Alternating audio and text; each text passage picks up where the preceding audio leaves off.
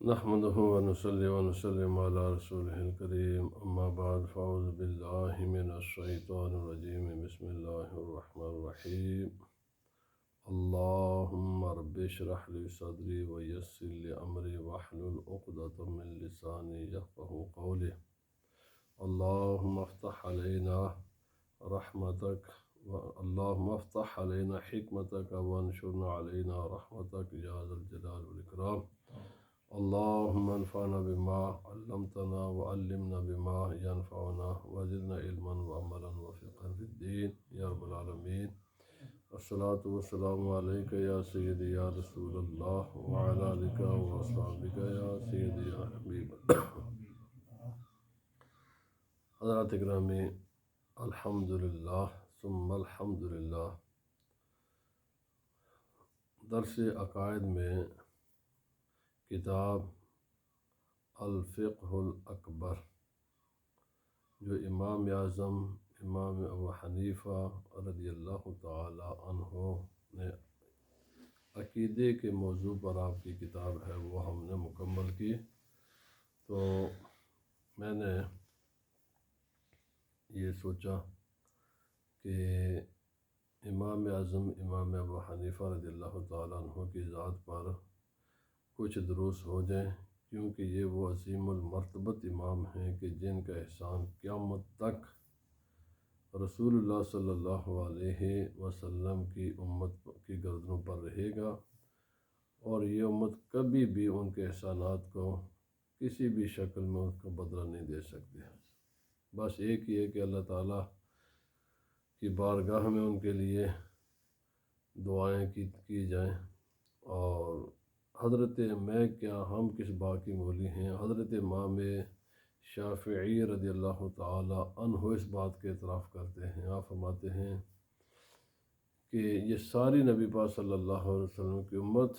امام اعظم علیہ الرحمہ آپ کے سامنے دین کے معاملہ میں ایک بچے کی طرح ہے۔ امام شافعی کا قول ہے یہ۔ جس طرح بچہ ماں باپ کے سہارے کے بغیر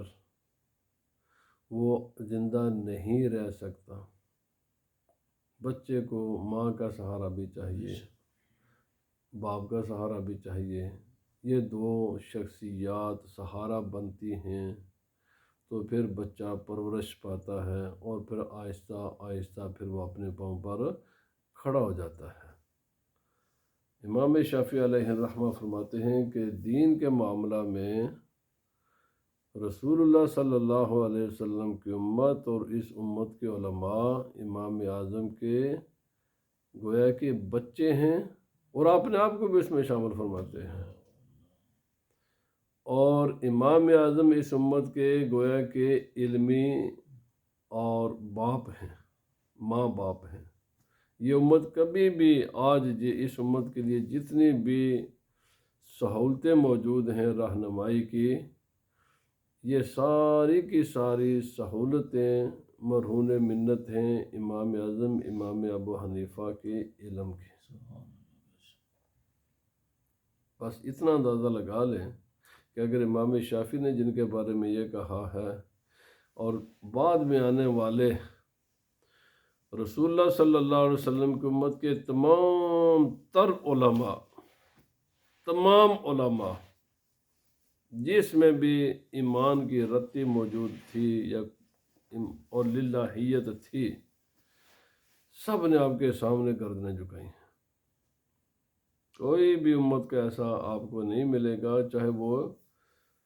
آپ کا مقلد ہے یا نہیں ہے۔ مثلا شوافی ہیں، شوافی علماء،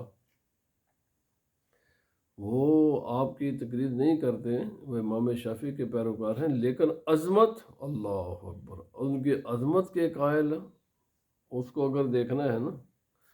تو امام غزالی علیہ الرحمہ، میں بس ایک مثال عرض کرتا ہوں۔ امام غزالی آپ شافعی المسلک ہیں، شافعی المذہب ہیں، لیکن آپ جب ذکر کرتے ہیں نا ائمہ کا، تو جن الفاظ کے ساتھ ذکر کرتے ہیں اور جس محبت اور عقیدت کے ساتھ ذکر کرتے ہیں، تو پھر وہ امام غزالی کی کتابیں پڑھ کر دیکھ لیں۔ یہی حال مالکیوں کا ہے، یہی حال حنبلیوں کا ہے، احناف تو ہے ہی، اور پھر رسول اللہ صلی اللہ علیہ وسلم کی امت کا بڑا طبقہ، تقریباً 80% جو زمین پر بستے ہیں مسلمان، یہ سب انہی کے پیروکار ہیں۔ کوئی روئے زمین پر ایسی یعنی جگہ نہیں ہے کہ جو اپنے آپ کو مسلمان کہیں اور ان کے علم سے وہ بے نیاز ہو جائے۔ یہ اتنی بڑی شخصیت تھی جن کا کتاب ہم نے بھی جن کا درس مکمل کیا۔ بس میں نے یہ ابتدائی باتیں عرض کر دیں کہ تاکہ پتہ چلے کہ کتنے عظیم المرتبت شخصیت کی بات ہم کر رہے ہیں، جس کے سامنے لاکھوں کروڑوں علماء کی گردنیں بھی جھکی ہوئی ہیں۔ آج تک کوئی جتنا بھی بڑے سے بڑا عالم ہو، امام صاحب کے علم کے سامنے آنکھ نہیں اٹھا سکا، بس سب ان کے خوشہ چین اور ان کے دسترخوان سے اپنے حصے کا جتنا اللہ نے ان کے نصیب میں لکھا ہوا ہے وہ علم لے لیتے ہیں۔ لیکن جو لیتے ہیں تو یہ نہیں کہتا کہ ابھی باقی نہیں، وہ کہتا ابھی بہت کچھ ہے، اللہ نے اتنے آپ کو علم عطا کیا تھا۔ آپ تابعی ہیں، یعنی رسول اللہ صلی اللہ علیہ وسلم کا زمانہ تو آپ نے نہیں پایا، لیکن صحابہ اکرام کا آپ نے زمانہ پایا ہے۔ بہت سی اس بات پر تو پوری امت کا اتفاق ہے کہ آپ تابعی ہیں، اس پر علمی حلقوں میں کوئی اختلاف نہیں ہے کہ آپ تابعی نہیں ہیں، اس پر سب کا اتفاق ہے۔ ہاں، اس بات میں مختلف رائے ہیں کہ آپ نے کتنے صحابہ کرام کی زیارت کی ہے۔ 6 پر تو سب کا اتفاق ہے، اس پر تو سب متفقن علیہ ہیں کہ 6 نبی پاک صلی اللہ علیہ وسلم کے ان صحابہ کرام کی خدمت میں آپ حاضر ہوئے، آپ نے ان کی زیارت کی، آپ نے ان سے حاصل کیا علم، آپ نے ان سے بات فرمائی۔ لیکن بعض محققین کہتے ہیں 17 ہیں اور بعض کہتے ہیں 80 ہیں، تو بہرحال ایک صحابی کی زیارت بھی کافی ہے، تو انہوں نے تو 6 پر تو سب کا اتفاق ہے۔ آپ کا سن پیدائش، اس بارے میں 3 اقوال ہیں، اور ظاہر بات ہے اگر یہ 3 قول لیے جائیں گے تو اس کے مطابق یہ تعداد پھر بالکل کوئی اس میں کوئی ابہام نہیں رہتا۔ ایک یہ ہے کہ سن 61 ہجری، وہ بھی میں نے یعنی قول ہے کہ سن 61 ہجری میں آپ کا سن پیدائش ہے، تو پھر تو بات یہ نہیں کہ رسول اللہ صلی اللہ علیہ وسلم کے وصال مبارک کے 51 سال بعد آپ کی پیدائش بنتی ہے، چونکہ سن 11 میں رسول اللہ صلی اللہ علیہ وسلم کا وصال ہے، تو 61 میں اگر ہوتی ہے تو 10 سال پیچھے آ جائیں، اور تو 51 تو یہ تو پھر تو 80 سے بھی زائد اگر کوئی کہہ دے تو کوئی حرج نہیں ہے، کیونکہ دور صحابہ کرام ابھی جاری تھا۔ بعض کہتے ہیں سن 70 میں آپ کی پیدائش ہے، تو اگر 70 کو مانا جائے تو پھر وہ 17 والی روایت بالکل ٹھیک ہے کہ یہ 61 یعنی 60 سال بعد رسول اللہ صلی اللہ علیہ وسلم کے وصال کے 60 سال بعد آپ کا سن ولادت ہے۔ اور جو مشہور اور زیادہ معتبر روایت ہے وہ سن 80 ہجری کی ہے، اور اگر 80 اس پر تو سب کا یعنی اس میں تو کسی کا کوئی اختلاف ہی نہیں ہے، یہ تو متفقن علیہ ایک چیز ہے، تو پھر بھی یہ رسول اللہ صلی اللہ علیہ وسلم کے وصال کے 70 سال بعد آپ کا سن پیدائش ہے۔ اور رسول اللہ صلی اللہ علیہ وسلم کے جو صحابہ اکرام جنہوں نے سرکار کی زیارت کی، نبی وسلم کی صحبت میں رہے، ان میں جو آخری صحابی جن کا وصال ہوا نا وہ تقریباً سن 100 ہجری اور یا 99 کے قریب ہے، تو اس کا معنی یہ ہے کہ وہ جو 6 صحابہ اکرام والی اس میں تو کوئی بہام نہیں ہے، پھر وہ بڑا آسانی سے ہے کہ ابھی کئی صحابہ اکرام آپ کے پیدائش کے بعد ابھی جب آپ کا یعنی جو آخری صحابی جن کا وصال ہوا ہے تو اس وقت تو آپ کی عمر 20 سال سے 20 سال تو بھرپور عمر ہوتی ہے۔ تو آپ کے خاندان، آپ کا خاندان عرب سے ان کا تعلق نہیں تھا، آپ کا خاندان عجمی ہے۔ اس کے بارے میں بھی دو روایتیں ہیں، بعض کہتے ہیں کہ ان کے خاندان کا تعلق کابل سے تھا، لیکن یہ اتنی مضبوط روایت نہیں ہے۔ کابل والی جو روایت ہے نا، یہ اتنی مضبوط نہیں ہے۔ مضبوط روایت یہ کہ آپ کا تعلق فارس، ایران سے تھا، اور آپ کے آباء و اجداد ایران سے ہجرت کر کے، چونکہ مرکز تھا علم کا اور دارالخلافہ بھی کوفہ تھا، حضرت علی رضی اللہ تعالیٰ عنہ نے دارالخلافہ مدینہ طیبہ سے منتقل فرما دیا تھا کوفہ میں، حضرت علی بھی رضی اللہ تعالیٰ عنہ کوفہ ہی میں تھے، اور بہت سے صحابہ کرام نے ہجرت فرما کر کوفہ کو اپنا دارالمسکن بنا لیا تھا۔ بصرہ اور کوفہ اور بغداد، ان مقامات پر بہت سے صحابہ کرام آباد تھے۔ تو صحابہ کرام سے علم حاصل کرنے کے لیے پوری دنیا سے جو علم کے شوقین لوگ تھے وہ یہاں پر، ایک تو ویسے بھی دارالحکومت دارالخلافہ تھا، اور دوسرا یہ کہ یہ علمی مراکز یہاں قائم ہو چکے تھے صحابہ کرام کے۔ حضرت عبداللہ بن مسعود رضی اللہ تعالیٰ عنہ بھی یہاں ہی تشریف لے آئے تھے۔ بہت سے صحابہ، حضرت علی جو باب العلم ہیں، آپ بھی یہیں موجود تھے۔ حضرت عبداللہ بن مسعود رضی اللہ تعالیٰ عنہ صحابی رسول، آپ بھی یہاں ہی تھے، اور بہت سے صحابہ کرام کے جو علمی درسگاہیں تھیں نا، وہ کوفہ میں تھیں، بصرہ اور کوفہ، لیکن کوفہ میں چونکہ دارالخلافہ تھا یہ، اس لیے بعد میں یہ جتنے علوم ہیں، صرف ہے، نحو ہے، باقی یہ فقہ ہے، یہ ان تمام علوم جو آج مسلمانوں کے پاس علم کے خزانے ہیں نا، یہ تمام خزانوں کا مرکز یہی 3-4 شہر ہیں: کوفہ، بصرہ، بغداد، عراق۔ تو حضرت امام اعظم امام ابو حنیفہ رضی اللہ تعالی عنہ کے آباء و اجداد، آپ وہاں سے ایران سے، وہ یہ بھی اس وقت ایران ہی کا حصہ تھا، فارس ہی کو،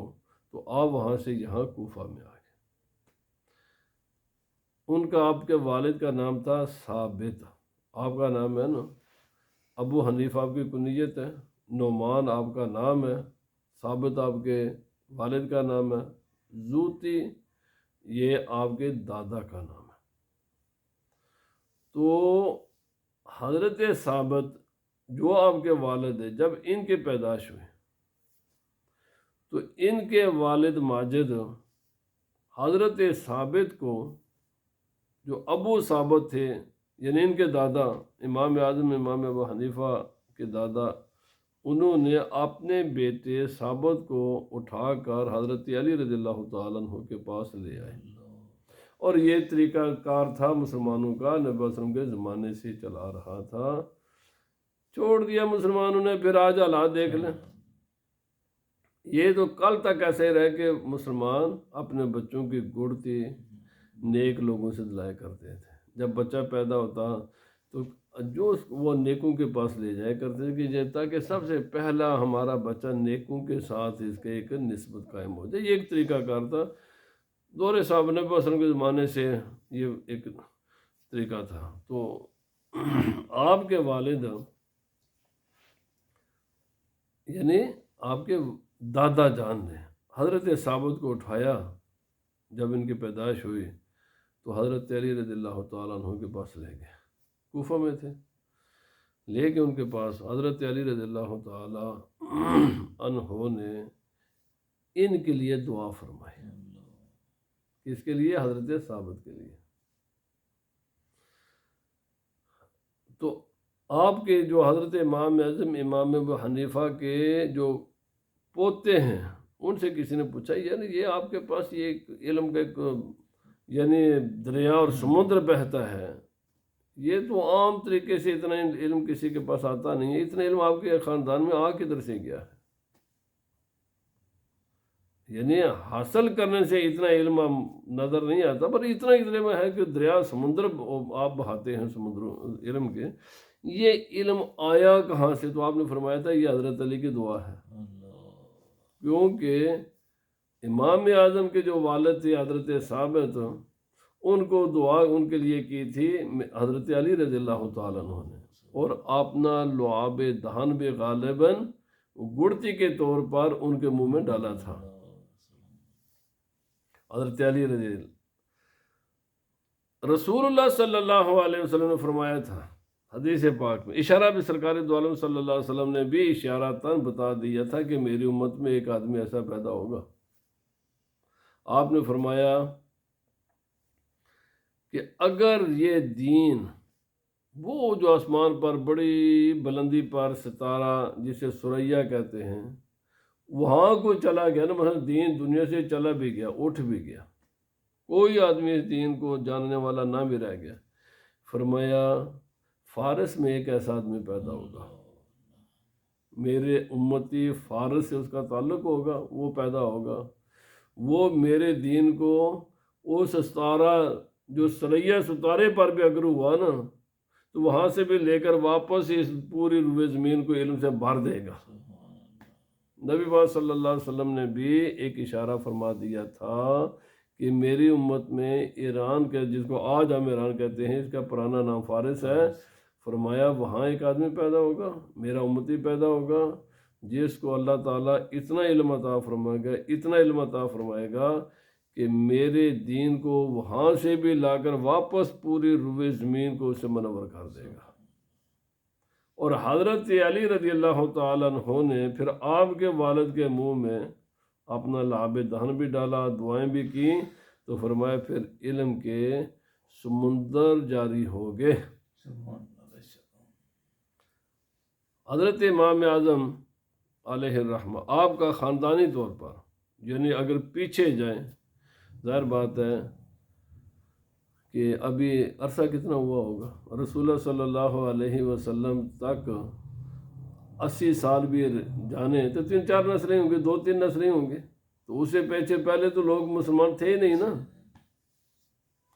تو ظاہر بات ہے امام اعظم امام ابو حنیفہ، نعمان بن ثابت بن زوتے، آگے 1-2 نسل جا سکتے، زیادہ سے زیادہ ممکن ہی نہیں ہے نا۔ نبی علیہ وسلم کے ابھی بالکل اسلام ابھی پھیل رہا ہے، تو یہ ان سے پیچھے جو جائے نا، کہ جب ان کا خاندان کا پہلا فرد جس نے اسلام قبول کیا، ان سے پیچھے لوگ کون تھے؟ تو یہ جو ایران میں اپنے علاقے میں یہ ان کا پیشہ تھا کاشتکاری، زمینداری، اسی لیے بعض لوگ کہتے ہیں جی امام اعظم جٹ تھے۔ مولوی غلام رسول صاحب فرمایا کرتے تھے کہ امام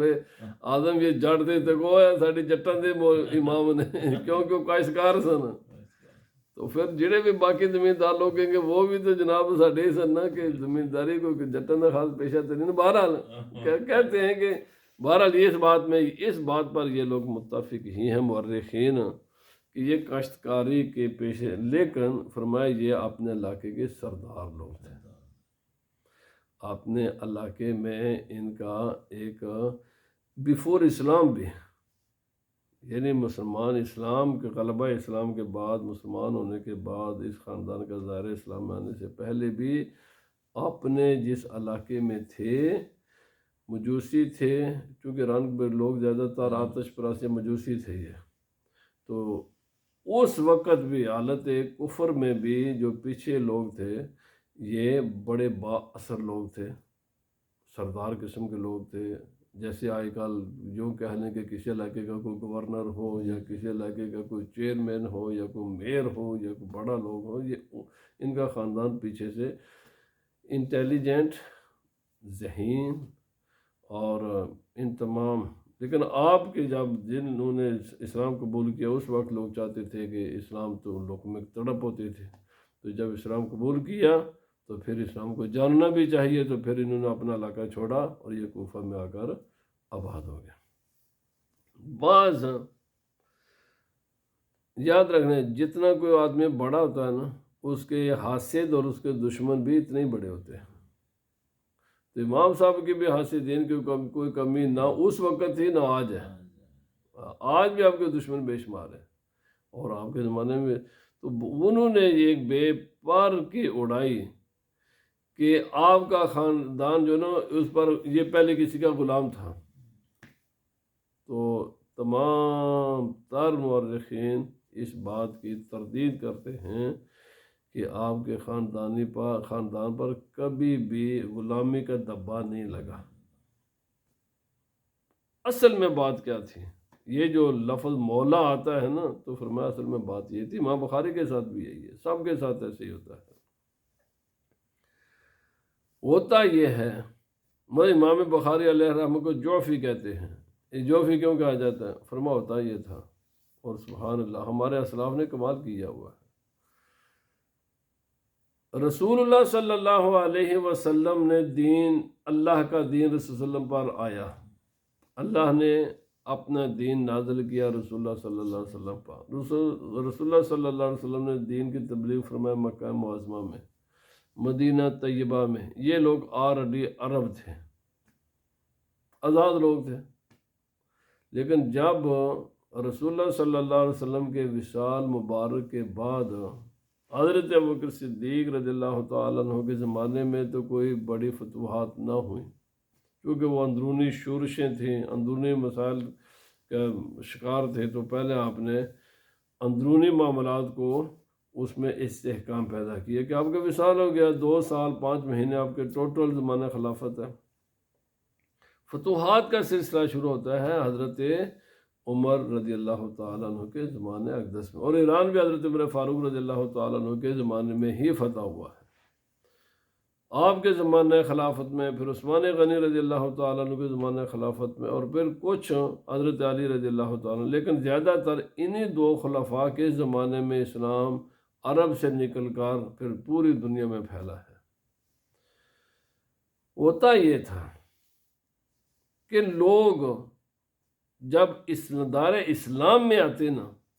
اجمی لوگ دارائے اسلام میں آتے،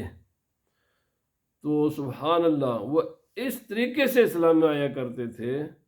کہ جو اپنا خاندانی تعلق ہے نا، نسلی، وہ اس کو مٹا دیتے تھے اپنے نام کے ساتھ، تاکہ کہیں ہمارے دل و دماغ میں وہ دوبارہ خیال نہ آ جائے کہ ہم تو فلانے کی اولاد ہیں اور وہ چونکہ غیر مسلم تھے، اور ہمارے دلوں میں واپس کہیں، یا ہماری آنے والی نسلوں کے دلوں میں کہیں واپس کفر کی طرف پلٹنے کا خیال پیدا نہ ہو. تو کیا کرتے تھے؟ جس کے ہاتھ پر مسلمان ہوتے نا، اپنی نسبت ان سے کیا کرتے تھے. ظاہر بات ہے وہ نسبت ہو نہیں سکتی تھی نسل کے اعتبار سے، کیونکہ نسل کا تعلق خون کے ساتھ ہے. تو وہ اس کے ساتھ اپنا تعلق قائم کرتے، عقیدے کا تعلق، مذہب کا تعلق، روحانیت کا تعلق، کہ یہ ہم وہ خوش نصیب لوگ ہیں کہ اس انسان کے ہاتھ پر ہمارے دادا پردادا نے اسلام قبول کیا ہے. اپنا تعلق پھر ان سے ظاہر کیا کرتے تھے. جیسے امام بخاری علیہ الرحمہ، آپ کے دادا پردادا نے جہاں اسلام قبول کیا، ان کو جوفی تھے، وہ چونکہ گورنر کے نام پر، اس علاقے کے گورنر تھے، ان کے ہاتھ پر انہوں نے اسلام قبول کیا، تو آپ کو جوفی کہا جاتا ہے. اسی طرح امام اعظم امام ابو حنیفہ، جیسے امام بخاری کی میں نے مثالات کی، آپ کے دادا پردادا میں سے جس نے پہلے اسلام قبول کیا تھا، جس کے نام پر انہوں نے اسلام قبول کیا نا، جس کے ہاتھ پر اسلام قبول کیا، اپنی نسبت ان سے کر دیں. اور لوگوں کو مغالطہ یہ پڑ گیا کہ شاید یہ کسی غلام ہو. بھائی ہم نہیں کہتے مولانا، روزانہ علماء کو ہم کہتے ہیں مولانا، تو مولانا کہنے سے ہم ان کے غلام بن جاتے ہیں. مولا کا معنی غلام ہر جگہ نہیں ہوتا، مولانا کے معنی کئی ہیں. تو اصل میں یہ مسئلہ تھا کہ وہ پہلا شخص